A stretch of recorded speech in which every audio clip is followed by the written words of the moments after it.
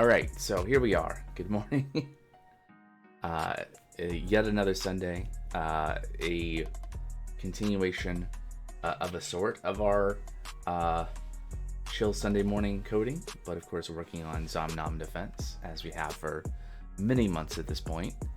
And I have some stuff up. You can see there are no open pull requests, so I have been actually working on this project this is last week, which is nice to be able to get some stuff done after work between these Sunday coding streams. So we did the fixing of the zombie animations, and I think I touched on this last week, an idea around doing some refactoring of the main script, right? So let's see. If we look at main.gd, let's zoom in a little bit so y'all can see. And there we go. Okay. So you might notice that this file, which is kind of the game has started, let's do all the things. You might notice, if you've noticed this file in the past, it's much smaller, it's much shorter. And part of what this has been about is if we go to the main scene here in Godot, we have all these new nodes. So a lot of the code that used to be in that main script is now in other scripts, right? And so, like, if we look at the navigation controller over here, the logic for rebaking the navigation mesh for... Realize I didn't turn down the music like I normally do, and to have a timer to rebake the navigation mesh. And this is a small thing, right? But it's like 50 lines of code that no longer needs to be in main. It's in the separate script, and there's not a separate scene. It's just this script that defines this node type, and then we just instantiate it in our main scene for it to be there. So yeah, and then we can like pass in the reference to the navigation region that is in the main scene into this, rather than like constructing it. And that means, what does that mean? It means that we have these units of logic, these like controller things that exist, but we still retain the ability to be like, okay, in the main scene I can go to the navigation region and I can change all of its stuff without, say, having to have a separate scene for like navigation controller. That I could have that here and have it so that I could actually see the stuff inside of it and be able to manipulate it, but it's a little bit more straightforward. Things are not so complicated that we need to have like sub scenes any more than we have. We do have some, right? So like UI is one, attack technically is one, although I think that was probably a mistake to do it like this. Probably should do it like we did these things, where it's just a script rather than having a script and a scene. But I think that is on my list of things to go back and revisit, some of the components that we built for attack and health and things in the game. But yeah, anyway, so some stuff there. And then I added to our debug mode, because I foresee that this will be handy going forward. I added a new option into the debug. Turn off my speaker. And then also, that's interesting. Why do I not hear it here? Oh, I do. It's just quieter. Okay, that's fine. I am going to turn off the music. There we go. So, debug tab, we can turn on debug mode. And then what this lets me do is that when I'm in the game... here's a question. So we have the option to be able to turn on and turn off the tutorial. I guess the dialogue is not the tutorial, right? So the tutorial is like story, or no, the dialogue is story, but part of the dialogue also gives you like tutorial stuff as well. So how it currently works is that you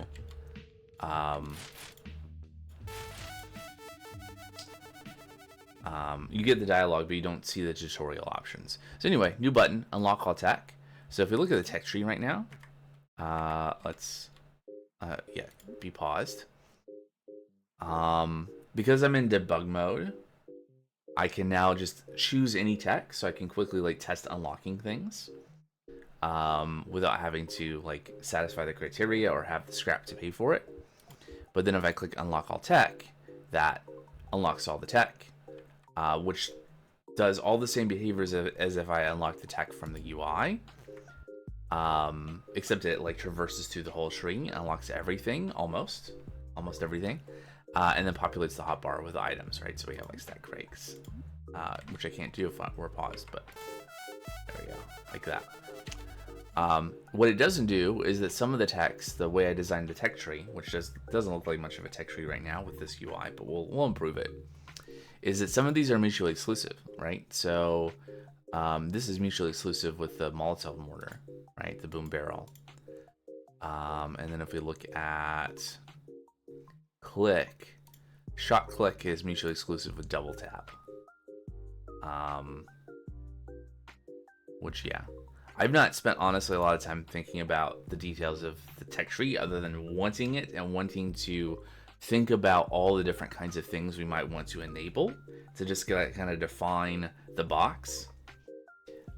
So I think in the future, probably need to spend more time thinking about what makes sense for progression for the game. Okay, so anyway, that is the catch up. that's what's happened since the last stream. And so I did also think a little bit about what we could run today. And so there's a couple of things. One, I've been putting it off, and maybe depending on how the thing I have in mind goes, maybe we'll do a little bit of time in Blender. But also realizing I need to look at my tags here in Twitch. I got some duplicates for some reason. It's kind of weird. Anyway, so yeah, so we have been we spent a little bit of time working on our support tower and the turret, and we could spend more time working on models. There's still some stuff that's on models, so we could do that.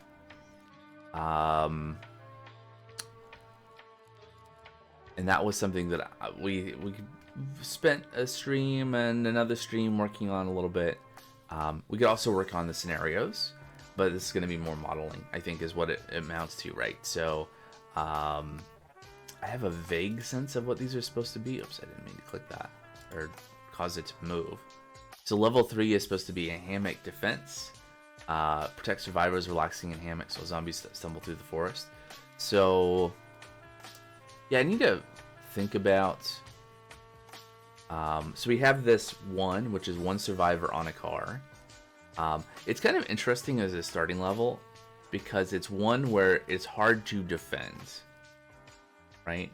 You can put turrets and crates, and I think what I'll have to do is I will have to make that this first scenario, not this one, but the first scenario, the one that we had up, last for a good amount of time, like have start showing like varieties of zombies and that sort of stuff, but varieties of weak zombies is I think what it has to be. I think what we have to do from scenario to scenario is have harder zombies, right? Just because what we can't do is just throw swarms, because the only way that's balanced is that you can defend against swarms when you have no natural terrain to funnel zombies, right? So if you can defeat the zombies in the open with tech you get at a level 1, then it's not much of a game, right? Where do you go from there, right? So that's a thing that I need to think about. So I think in these later scenarios, we'll have to, like, the theme, like the having fun with these wacky scenarios will be good, but having interesting constraints of terrain and then throwing harder zombies. And maybe the opportunity is, so we have these, so the first one is desert, so maybe we should have like desert zombies, like yeah. And then scenario 2 is the campfire, which I haven't pulled up in a little while, but the campfire with 2 survivors. So maybe the zombie should be probably not on fire, but I don't know. Some way themed, coming out of the forest. Oh, maybe they're lumberjack zombies. In fact, let me sketch out new zombie types that are introduced in appropriate scenarios. Just create a draft here. It's hidden, right? Because it doesn't have the milestone. Okay, so it's that at the bottom of the list. Let's okay, I'll convert it to an issue because I guess a draft can't have a milestone. And we'll just put it in content expansion, and then we'll go back and filter. There we go. Okay, so I just wanted to put some notes here because this is actually a good idea that in verbalizing some of these things I've been forced to think about. Zombie types that are introduced are introduced introduced in the scenario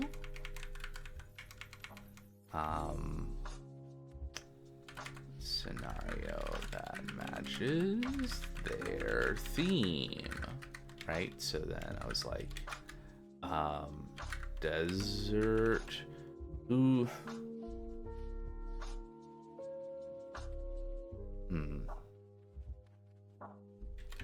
zombies, not sure what. Honestly, I don't know. Because the other things I'm thinking about are like zombies that are inspired by the kind of people that would be in the area, right? But nothing is coming to mind for you're on a road. Biker zombies? Biker zombies?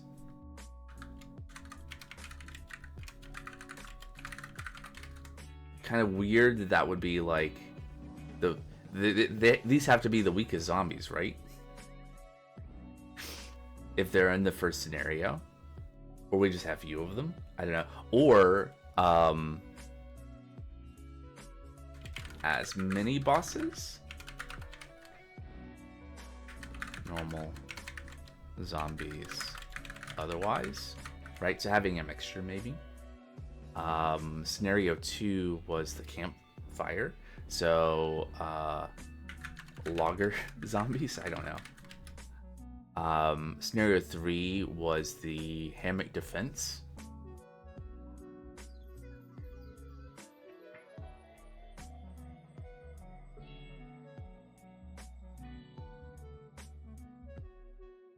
I don't know. Not sure about that one. Scenario 4 was the pool party.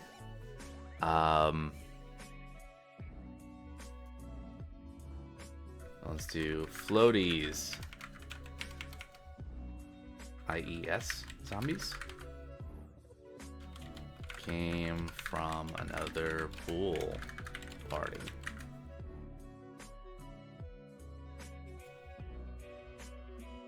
This is a very serious game. It's not. Anyway, okay, so some ideas that I'm just thinking about at this moment. But anyway, what I intend to do today is work on all of these things that I've kind of came up with yesterday. I think that was yesterday. So click tech. What is click tech? What does that mean? Well, one of the conceits of this game is that initially it's kind of like a clicker game. It's kind of like a kind of like one of the mobile game sort of things where you have to just like tap the zombie to kill it, right? because you don't have the tech to do anything else, right? So you can unlock stat crates, right? You can do that. You can't unlock scrap shooter because you don't have enough scrap to start with, right? So you need 75 scrap. Maybe if you collect all the scrap. There we go. Brainless, hello. Good morning. How's it going? There we go. There's a UI bug also where that should have been like listed as available in yellow, but it doesn't update when you get more scrap. All is well. How am I? Good. Doing good. Doing good. It's been now many weeks. I forget how many weeks ago I mentioned that my espresso machine was broken. It is still broken. But that's fine.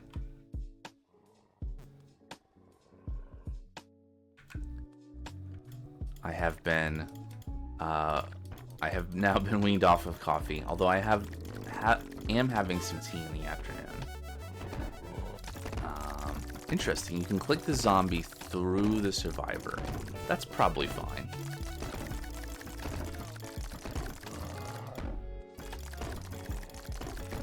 So the idea is that initially you do have some defenses, but they're not that great. And so I think what I want to do is I want to encourage a separate kind of strategy here. Oh, rip. Which is, oh no, Mortal Sin, yeah. Which is making clicks do more. Again, kind of like leaning into that cookie clicker kind of vibe where, oh, instead of a click, getting one cookie, now click gets 2 cookies. But this is beating up zombies. So I have some defined text. I have 4 of them here. We have hydraulic mouse. Increases the player click damage by 25%. Just the number that I picked. And then shot click. It requires level 3. This requires level 2, but we are level 2. Okay. Oh, because we leveled up? Did I? I'm level 3. How am I level 3? Hold on. Main menu. Load game. Delete. Yep, new game. Okay, I'm level 1. If I'm level 1, I cannot unlock hydraulic mouse. Requirements level 2. Oh yeah. It was level 2 before. I was thinking it changed, but okay. So can we? I need to think about kind of the ordering that we want to encourage players to do things in, or that it's going to be. I don't necessarily want to have a game where there's one right way of doing things, but I also want to make a game that is challenging, and that there are multiple ways of doing things, but not anyway.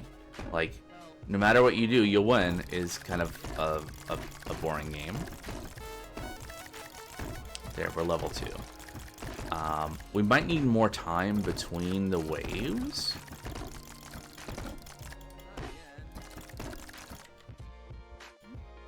So I can unlock hydraulic mouse. So that doesn't actually do anything right now. That is what I want to work on today to get to the point instead of just futzing around with playing the game. We want to make it so that we can change the qualities of the attack of the player, and then eventually use the same system to give the zombies, and maybe the turrets as well, and other things, different kinds of damage in a reusable system. Yeah, we can unlock that, and we can unlock that. So one of the things, I think I have an open issue about this. I think I want to make it so that you can place the turret even when the game is paused. I think that will be, right now things feel a little bit too rushed. Like, I like the pressure, and I think it's interesting to have the possibility of a game mode where you just can't pause at all. Where, I mean, you could probably like hit the escape menu, right? But you're not able to, it would be like now where you can't interact. Actually be even worse than now, because now you can move around and look. But a pauseless mode where you could pause, but you wouldn't be able to move around, look at things, or place things, would be interesting. But I don't think that's what I want for the main game. But for now, that's how it is, right? So we can put down some turrets, make it a little faster to take down the zombies. And I think having a more advanced zombie that comes in, that's harder to hit, would then encourage the player, because other things would be out of reach, to then pursue the make my clicks better. At least when they're coming in one at a time, you can stun lock the zombie, which is pretty effective. And I think I don't hate that.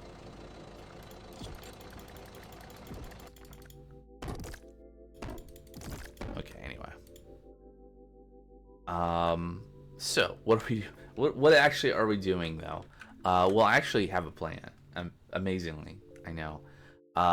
Which is, I broke up into a bunch of things, and I had Copilot put in a bunch of stuff that we may or may not use. But the idea is to have an attack effect resource that has a bunch of details about the different kinds of damage modifiers that we want to be able to do based on the original idea that I put in months ago, right? Of being able to change damage multiplier, crit chance, crit multiplier, whether the crits apply to certain other effects, AoE, whether the damage is chainable to other nearby things, and all the things you need to know to do that.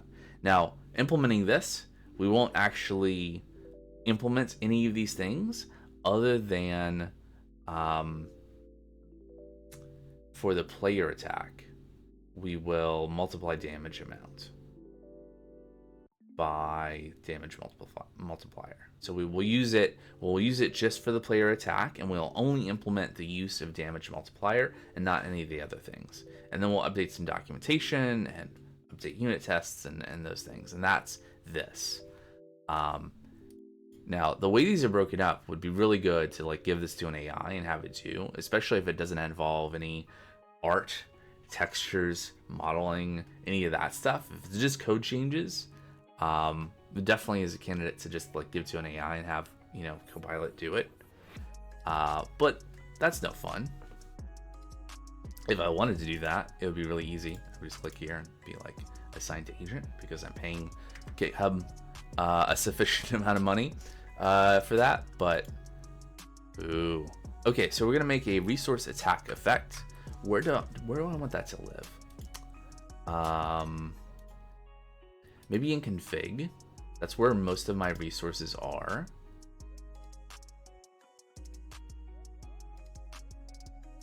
A few scripts for the defining the resources, but we'll have like T-res files for it. Is there a general category? Like we have achievements and buildings and enemies and environments and sound effects. I could have just like an attack effect folder. I think I'll do that because there'll be one script in it to define the resource, and then the T-res files for all the different resources. Now, why do I want a resource? It's because what I want to do is I want to be able to take a resource that's like, this is the... Actually, will this work? Think about that for a second. So my intent here is that when you unlock a tech in the tech tree, there is a resource attached to the tech, and that resource is applied to the player's attack effect, right? So I think we can do that. We probably need to have a method on the resource that will apply, be like, here's an existing resource. Now I have this new attack effect, stack it on. Now, did I capture that in this list of things to do? Add attack effect to resource tech node. Yep, signals, implement, save load persistent, stacking verification. Well, stacking verification is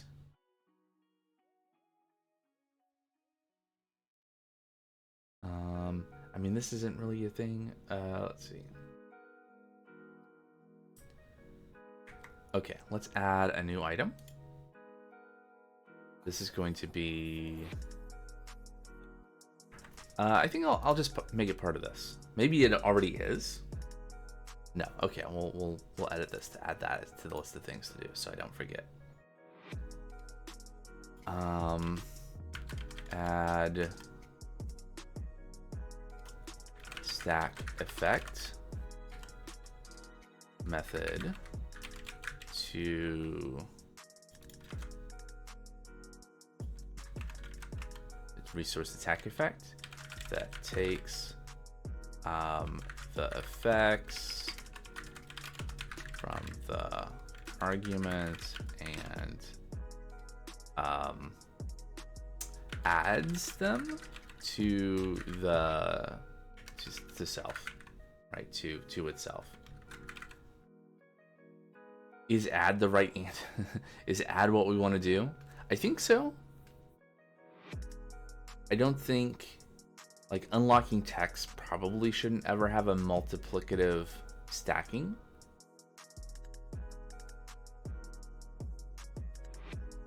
I think that'll work. Okay, so we are going to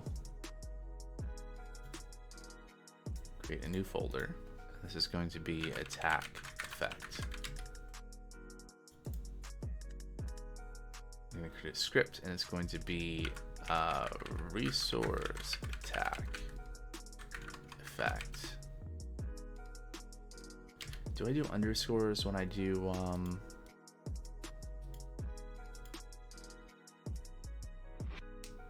let's say yes. Okay, new file. This will be extends resource because I didn't select that when I created the script. Yeah, and this is resource.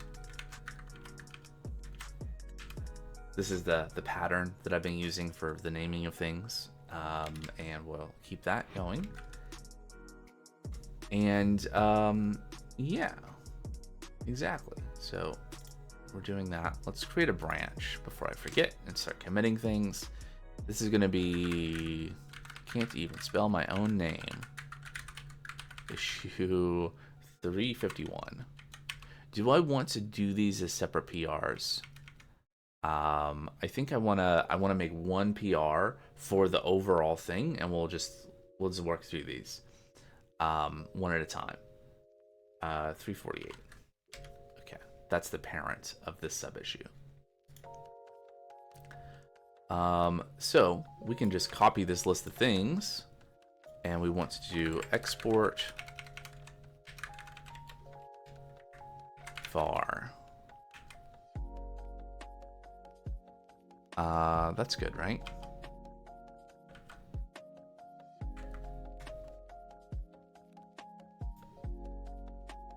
So if I create a new resource, attack effect, do that. There we go. We have all the things here, right? Damage multiplier, crit chance, crit multiplier, the booleans. So AoE fall off is something that I thought it would be cool to use a curve to do. I don't exactly know how this is going to work, but I guess like that.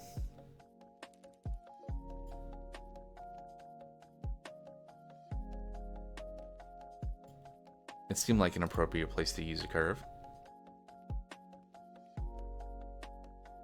Now,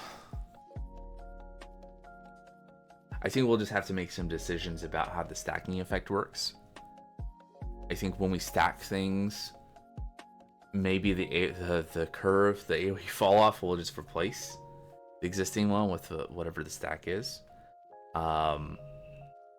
Fortunately, we're not in a circumstance where we are, at least for this specific use case, how I'm thinking about this. The player unlocks text, but you can't change your mind. There's no reset other than starting a new game. So we don't have to worry about unwinding this. Yep. There's also a similar curve that we can define for chain fall off. So we can do some fun things like maybe we want it to have some kind of weird thing like this. It's not that weird. Maybe, what would be weird? This would be weird. I don't know why you would want to do that, but okay, anyway. So, getting ahead of ourselves though. Just want to demonstrate that we could define a resource. Okay, what was next on the list? So we define all fields from the spec with identity no op defaults. Check. Add attack effect resource attack effect property to the component attack, defaulting to identity instance. So, yeah. So we want to make it so that do we want to have the attack effect on the attack?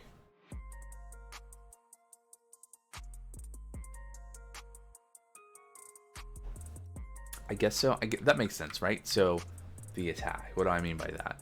So when we look at the player input controller, it takes an attack, right? This attack node. So we have a component. We're calling these things components. It's just a node, right? Where it's a script attached to a node that has its own class name, and it has all these different qualities, right? Around damage amounts and attack speed and damage source and effects. These are like sound effects. This is what this was intended to be about. In fact, sound effects. I'm gonna rename that group because it's gonna be confusing otherwise, because we're gonna add an attack effect to this. But the idea is that anything that can do an attack has an instance of this component, and it holds the code to perform an attack. So anything that can do an attack delegates the responsibility of making an attack to a node that's instantiated with that. And that's how we're keeping things organized, because this has its own internal logic about like how attacks work and those things. And part of that is going to be that we do need to provide an export. I guess this is damage settings. I think makes sense here. Var attack effect is a resource attack effect. Should it be null? Can you do resource attack effect dot new? Does that work? So if we look at this attack component, now does see, it says empty. It shouldn't say empty. I guess it has to say empty, doesn't it?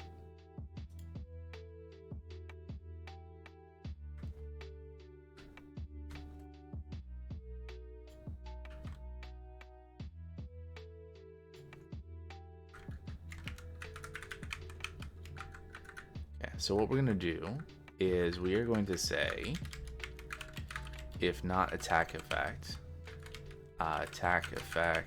is just a new one, which will have default value, so everything will be fine. That means if you don't specify one here, when we look at this component, If you don't specify one, then you get this empty one. When the scene loads.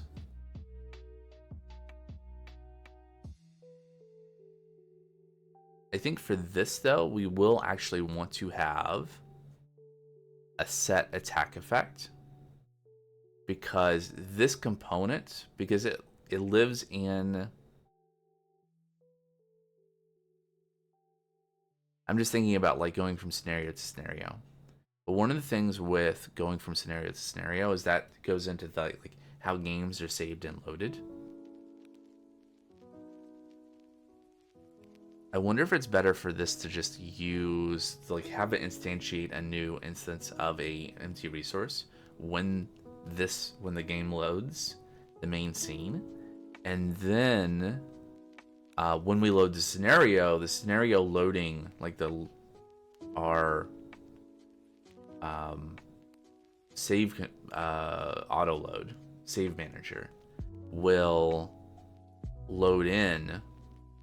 Once we implement it, we'll load in the right thing. I don't know. So let's leave this for now, unless I add some other notes here. Defaulting to identity instance. Okay, so we did this.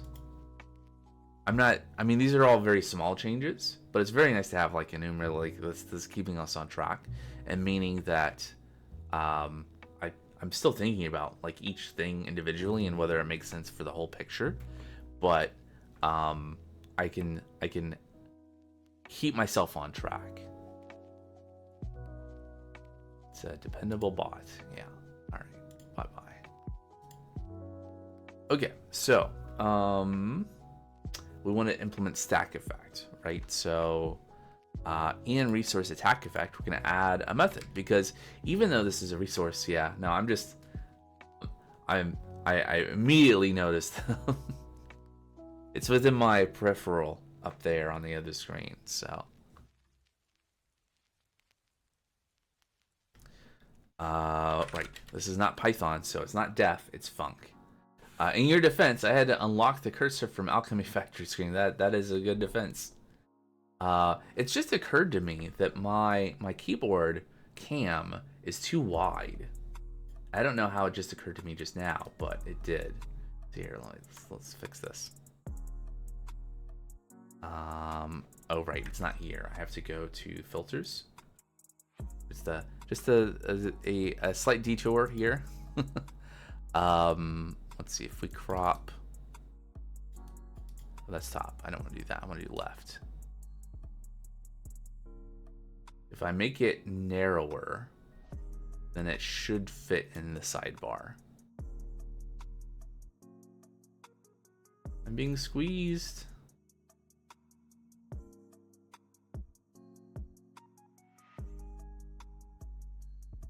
You're gonna have to lose a little bit of my hand, I think. Destroying so many machines, it's painful? Well, it's all in the name of progress, right? Oh, that's too much. There we go. I think that's pretty good. There we go. Okay. Stack effect. Okay, what does AI want to do? AI wants to take an other and return something of the, okay, so it's going to make a new thing, right? We don't want to do that. What we want to do is we want to combine other into ourselves, right? So we don't want to create a stacked effect. We want to change all of those to be like self.damage multiplier. Except these are all, they're doing weird things that we don't want to do, right? We don't want to do any of that. I will take this part, but everything else is wrong. I think we just do that, right?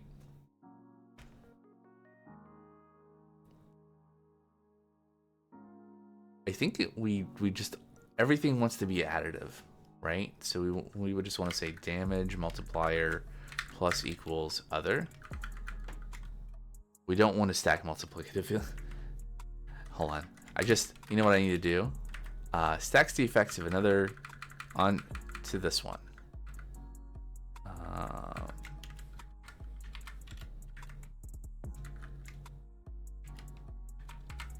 By adding all the values together. Although that's very misleading. You want dedicated floors. Yeah, floors.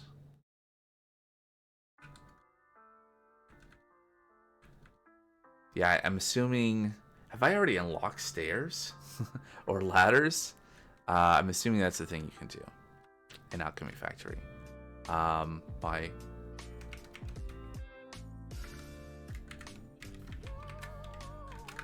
$13 levels in 3 zones. Okay.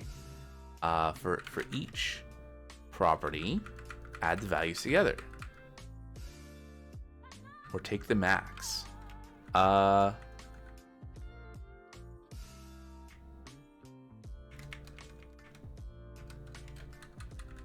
Takes the value. The value from the other effect. If it's a Boolean, yes, or a curve.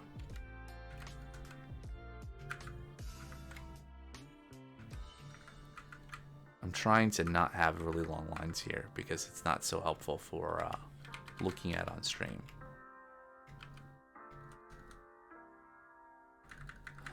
Okay, so that having a comment there really helps. For what? For this. Now I can just step through.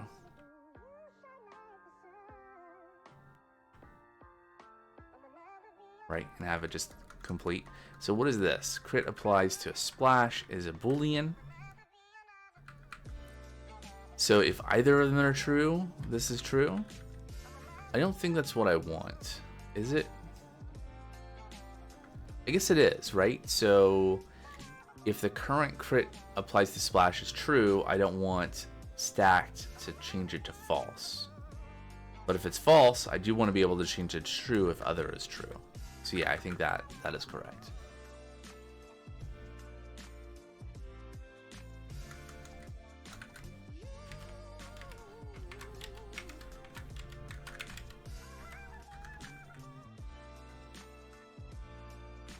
There we go.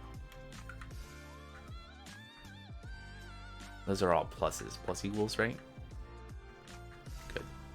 Okay, so that is kind of what I'm thinking for the stack effect, right? So when you unlock a tech that has an attached attack effect, an attached attack effect, then the player's attack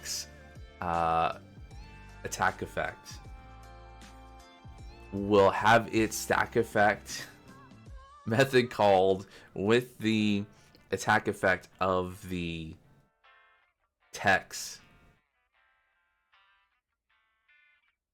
of the tech. Yeah. Yep. Lots of attack and tech in that very long sentence. I think that was the sentence. Anyway. Okay, so we did that. We did it. Okay. What does any of this do? Absolutely nothing yet. We're almost there to the point where this will almost do exactly what the game does right now, which is what the purpose of this list of things on the left was to sketch out what can we do to organize the code to make us ready to do things in a way where the first step will keep everything working the same way that it does. So that's the strategy here, right? Is we want to enable doing certain new things. To do that, we want to do it in a way that won't break existing things. So what is the shortest path to get the key things we need while keeping the game working as it currently does? So in perform attack and attack.gd,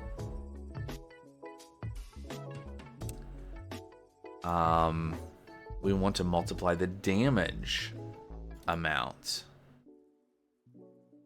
right? So I think what I want to do here is instead of using instead of just adding some code here to calculate a different damage amount, I think what I want to do is I want to actually extract this and do calculate damage amount.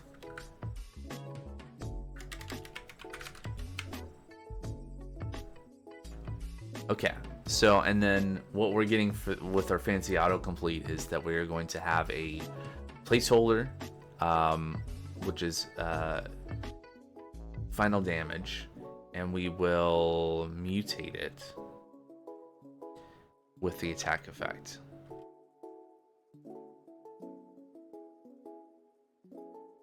Yep. So if there's not an attack effect for whatever reason, well, here's the thing. There's always going to be an attack effect.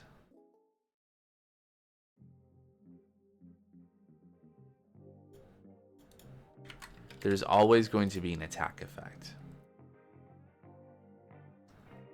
If it's not defined here, ready will set it. So I think what I want to do, instead of baking in this conditional every single time, we're going to do this, and we're going to say assert. That's not how you do an assert. Is it like this? Let's look at assert here again. Condition and then message. Yeah, and this is only executed like this conditional. So in other languages that don't have this, it's kind of annoying.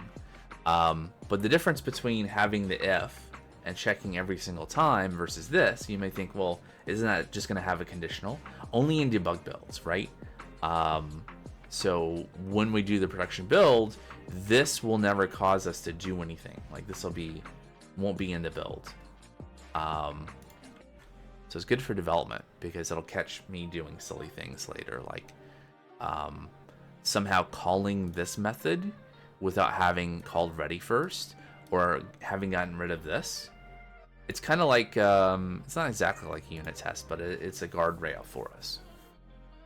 Okay, so that does this.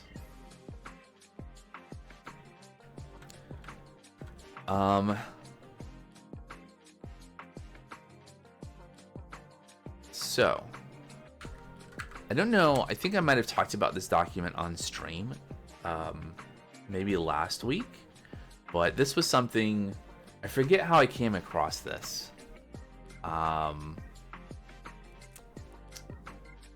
It might have been in an AI chat at some point, but from domain-driven design, there's this idea of this ubiquitous language document, and it seemed like a good idea. In fact, I might have touched on this a little bit last Sunday because we were talking about the renaming things for consistency. So this has kind of the canonical terms for things in the code for the game, right? So survivor, enemy, building, turret, scrap, XP, scenario, wave, all of these things. And so my list of things is like, make sure to update this if there are any updates. Do we talk about kinds of resources in here? There's an attack component, attack cooldown and damage application. I guess we can add attack effect component. It's not attack animations in SFX. It is not. It is damage multipliers and AoE damage, status effects. So we're not calling it damage type or attack modifier. I know this is here. If we look at the preview, it's a little easier to see what this table is about. So the idea with this is that we have a column here called do not use, right? So it's the how we do not describe, like terms to avoid confusion. And of course, this is just me working on this, so this is like kind of silly, maybe, except for it's not just me because it's also AI. So the AI can use this document, but especially like working on a team, I think this could be really helpful for like getting everyone, because I've definitely seen like confusion where people from, especially different teams that are working on the same thing that don't have the same terms, then get super confused about what they're talking about. Great. So, and then I don't know. I have this class hierarchy doc. I don't know if I care about this. So it just talks about different kinds of resources. I think what I want to do here, this is not, I don't want to have a list of things in here because you can just go look in the file system. Or you can look at the ubiquitous language. So I think what I'm going to do is I'm going to actually remove these sorts of things from here.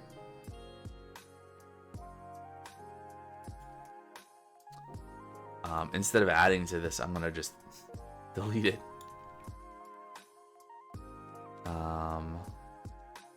Yeah, so like this.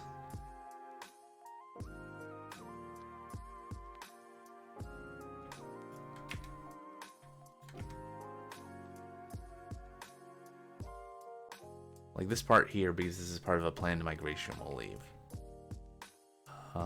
And this has some details about something that I think I copied over in here so I can get rid of a different document. So like all this available stuff I want to get rid of.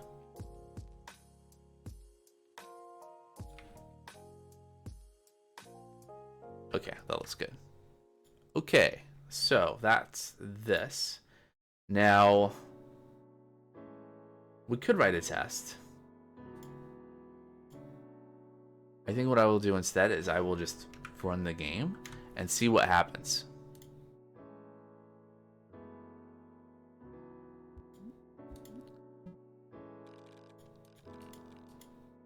So when the zombie spawns in, helps if I unpause the game.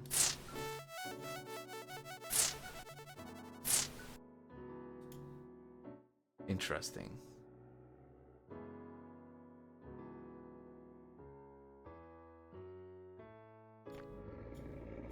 Whoa. What is the default? Hold on. Stand by. What is the default attack effect stuff? Maybe I wasn't paying attention. Damage multiplier 1, crit chance 0, crit multiplier. Okay. What's going on then? Because we were doing a lot of damage for no apparent reason.